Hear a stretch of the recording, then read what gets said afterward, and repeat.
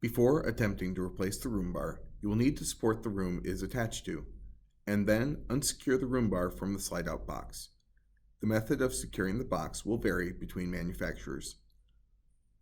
Once the slide-out box is disconnected from the room bar, use a 3/4 socket and an impact to remove the nuts on the back side of the slide head assembly. Once the nuts are removed, slide the carriage bolts out and place the locking washers and brass washers aside.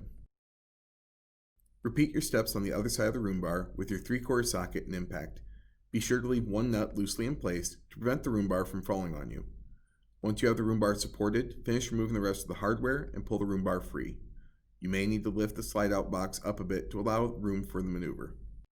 With the room bar on your workbench, you will need to take measurements to order the correct replacement room bar. Measure from the end of the room bar to the bracket. Then, measure the bracket width.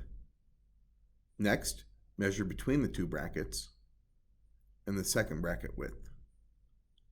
Then, measure the remaining distance from the bracket to the end of the room bar. Double check that your combined measurements equal the overall length of the room bar prior to ordering.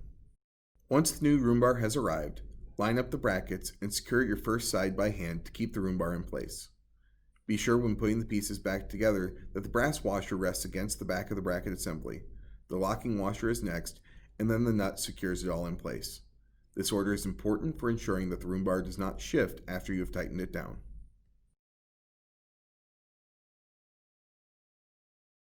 Repeat the hand tightening process on the second side and adjust the brackets until they line up properly.